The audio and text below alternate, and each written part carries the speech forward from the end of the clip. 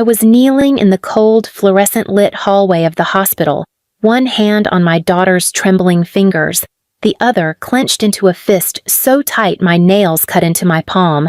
Her lips were blue, her breathing shallow. The doctor had just told me the surgery cost would be $48,000.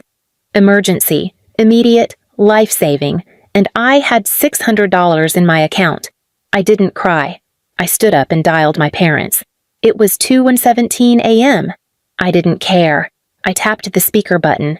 I needed them to hear my voice shake. Please subscribe to our channel and tell us in comments from where are you watching this video.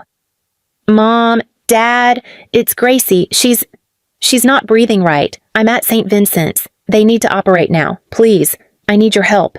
There was a pause. Then the sound of a champagne glass clinking. Mom's voice came first, sharp, cold. Gracie? Isn't she the one who always looked like a sickly cat? I froze. Then Dad spoke, chuckling like he was at a roast. Well, we told you. You shouldn't have had her if you couldn't afford her. I'm not asking for a house, I whispered. She could die. Do not use emotional blackmail, Mom snapped. We already spent more than enough this month. You bought a cake shaped like a castle, I spat, voice rising. You spent $150,000 on Allison's wedding last week. The goddamn napkins had Swarovski crystals. She's worth it, Dad said, voice firm. She brings pride to this family. And I don't? My voice cracked. You left your husband. You work part-time at a bookstore. You're a single mother. I'm a survivor, I whispered. No, you're a burden, Mom said flatly. You've always been. I stood there, shaking, while my daughter whimpered beside me. And then they hung up. No explanation, no goodbye, no question about her condition. I remember walking to the end of the corridor and sitting beside the vending machine, staring at the floor as my knees gave out. My daughter, 6 years old, with her unicorn pajamas soaked in sweat, was lying in a bed with machines hooked to her chest. I could still hear the beeping, steady, fading. Nurses passed, doctors rushed by, but in my head, it was just their voices looping on repeat. You're a burden. She's not worth it. We already spent enough. The next morning, I walked out of the hospital with Gracie in my arms, against medical advice. I couldn't afford the down payment to keep her in ICU. I didn't even have enough to cover the night's stay. I told the nurse I'd figure something out. She didn't believe me. I carried my baby through the snow, and with each step, I made a vow in silence.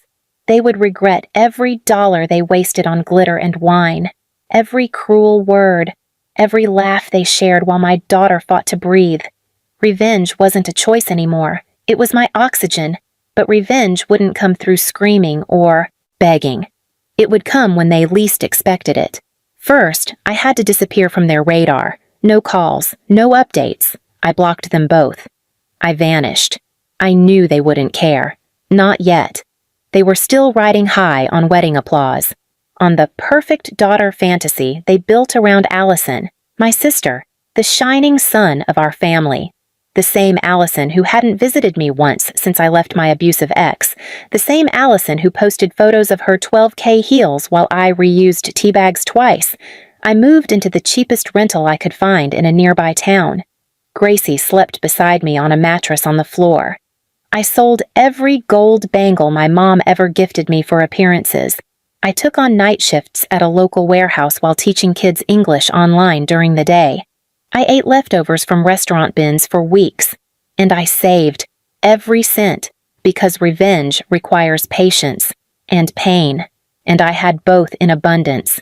Then, one day, just a week after Gracie turned 7, I received a card in the mail, gold trim, red wax seal, a formal invitation to celebrate Allison and Charles's 1-year wedding anniversary. It was addressed to me, no mention of Gracie, just, "Bring yourself if you finally cleaned up." I laughed. Then I burned it. But I didn't ignore it, because some traps are worth setting, and I was ready to make them walk into it barefoot, with their perfect polished lies crumbling in front of everyone they'd ever tried to impress, because they thought they'd buried me in shame. But I was the storm they forgot to board the windows for.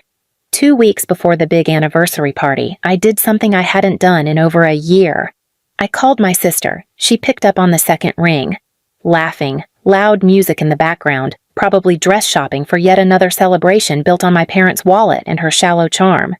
"Wow," she said, half mocking. "Still alive?" I smiled.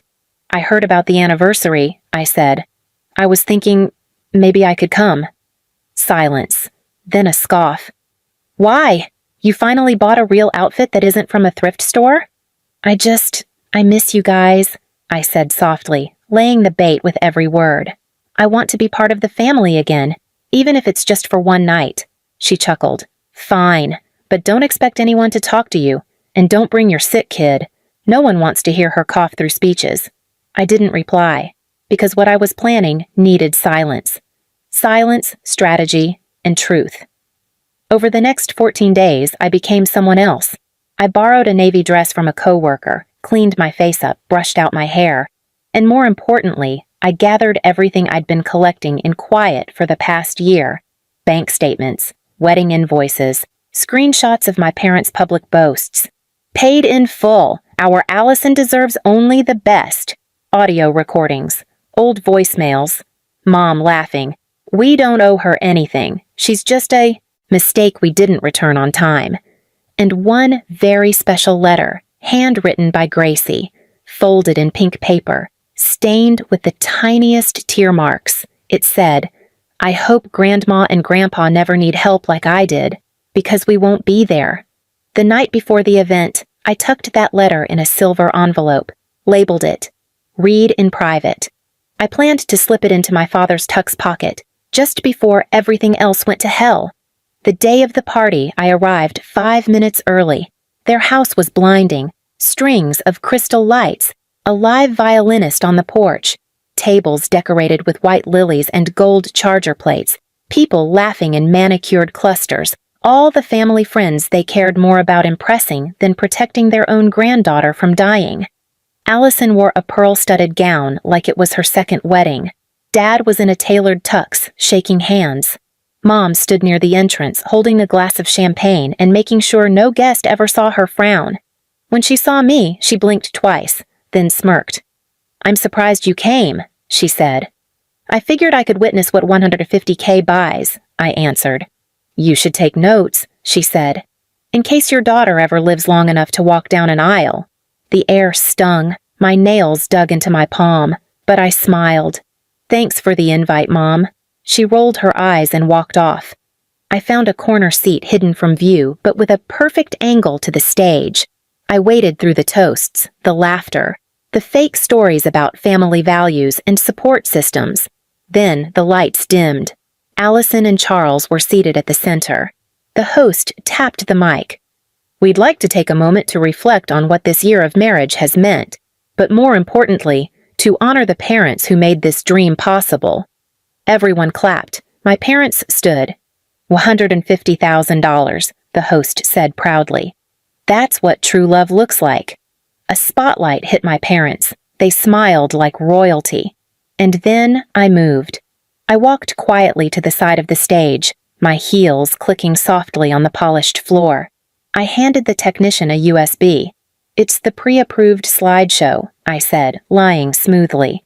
He nodded and inserted it. The screen behind them lit up, and instead of Allison's wedding photos, a slideshow of receipts began. $12,800, custom ice sculpture. $27,000, floral ceiling install. $3,900, designer dress for dog ring bearer, the audience murmured. Then came audio. Mom's voice. "I wouldn't give that girl a penny. She drains everything she touches." Dad's voice. "She's a mistake, a charity case. Let her crawl." Then the final slide. A photo of Gracie in the ER bed, hooked to machines. A caption below. "They said she wasn't worth saving." Dead silence. People turned. Allison stood up, shrieking, "What the hell is this?" Mom gasped, slamming her glass down. "Turn it off! Turn it off!" But I wasn't done. I stepped forward, calm. "In case anyone wondered," I said, voice clear over the mic, "this is what they funded. This is what they prioritized." I pointed to the screen, then held up the silver envelope. "And this," I turned to Dad, walking toward him. "This is the only response they'll ever get from my daughter." I placed it in his pocket and walked away. No yelling, no tears, just truth, delivered with the same coldness they showed us. Outside, I didn't wait for chaos. I didn't need to. Inside, voices rose. Guests stood. Aunts I hadn't seen in years began whispering. My phone buzzed all night, but I didn't pick up because I had finally spoken. And for once, they were the ones who couldn't breathe.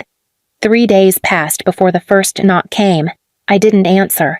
My phone had already collected 47 missed calls, 19 voicemails, and a string of texts that pinged between panic and fury. "Mom, you humiliated us in front of everyone." "Dad, you ruined your sister's night." Again. "Allison, you'll pay for this."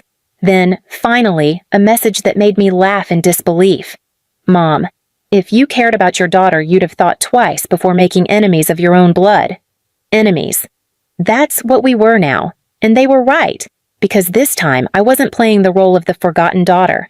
I was rewriting the script completely. By the end of the week, the ripple effect had begun. The first wave hit their social circle. 2 of my father's closest business partners dropped out of a pending deal, citing concerns about public image. A charity board my mother chaired quietly removed her name from the website. Then came the questions, not from strangers, but from within. Uncles, cousins, old family friends. "You paid $150K for flowers but didn't help your granddaughter? She was in the hospital? Why didn't you tell us? That slideshow, is it real?" My parents tried to spin it, claimed it was fabricated, that I was mentally unstable, bitter, a jealous, lazy mother looking for attention. But I'd been prepared. Every voice memo, every payment receipt, every message they sent over the years, I forwarded to one person. Aunt Melanie, Mom's older sister, the one person they always feared. The one woman who saw through their performance years ago and had cut contact after a fight at Allison's baby shower. Melanie didn't respond right away. Then one night she called me. "Come over," she said. "Bring Gracie." When I arrived, Melanie knelt in front of Gracie, hugged her gently, and whispered, "You are the strongest little girl I've ever met." Then she looked at me. "You want a real family?" she said. "We're starting here." That was the first domino in the final collapse, because Melanie didn't just believe me. She had money, influence, and decades of stories she'd buried to keep the peace. Now she brought it all to light. She sent private messages to the same family friends my mother worshipped. She leaked the wedding invoices, attached photos of Gracie's hospital reports. She even shared an old recording of my mom from years ago, calling me a parasite, at a family brunch while smiling across the table at me. By the end of the month, their reputation wasn't just cracked, it was shattered. They didn't get invited to the neighborhood gala. A planned feature in a local magazine about family philanthropy was pulled. Even Allison's husband Charles stopped posting her on social media, and one day, as I walked Gracie home from school, she turned to me and asked, "Mom, will they ever say sorry?" I paused. "I don't think they know how," I said. She nodded slowly, then smiled. "It's okay. We're not like them." And that was the moment I knew. I didn't need them to apologize, because their silence now, it wasn't power. It was punishment. But I wasn't done yet. One final message remained, for Gracie. On her birthday, I surprised her with a small box. Inside was a bracelet, not expensive, not flashy, but hand-carved with 2 words, "Chosen Family." She stared at it, then at me. Tears filled her eyes. "Does that mean we get to choose?" "We already did," I said, "and we chose better."